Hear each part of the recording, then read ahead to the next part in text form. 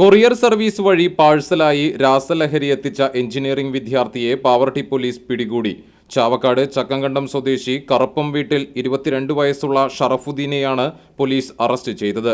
പൂവത്തൂർ പറപ്പൂർ റോഡിലെ പോസ്റ്റ് ഓഫീസിന് സമീപം പ്രവർത്തിക്കുന്ന കൊറിയർ സർവീസ് ഏജൻസിയിലേക്കാണ് ഷറഫുദ്ദീന്റെ പേരിൽ രാസലഹരി അടങ്ങുന്ന പാഴ്സൽ എത്തിയത്.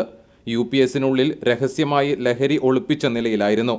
ലഹരി ഉപയോഗിക്കുന്ന വിവരത്തെ തുടർന്ന് ഏതാനും ദിവസമായി സിറ്റി പോലീസ് കമ്മീഷണറുടെ സ്ക്വാഡിന്റെ നിരീക്ഷണത്തിലായിരുന്നു പ്രതി.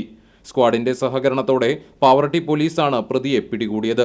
SHO Antony Joseph Netto, SI Vinod, ASI Ramesh, CPOമാരായ അജയൻ, സൗമ്യ എന്നിവരടങ്ങിയ സംഘമാണ് പ്രതിയെ അറസ്റ്റ് ചെയ്തത്. 80 ഗ്രാം രാസലഹരിയാണ് പാഴ്സലിൽ കണ്ടെത്തിയത്. ഡൽഹിയിൽ നിന്നാണ് പാഴ്സൽ അയച്ചിട്ടുള്ളത്. ഉറവിടം സംബന്ധിച്ച് പോലീസ് കൂടുതൽ അന്വേഷണങ്ങൾ നടത്തിവരികയാണ്. പ്രതിയെ കൂടുതൽ ചോദ്യം ചെയ്യുമെന്നും പോലീസ് പറഞ്ഞു.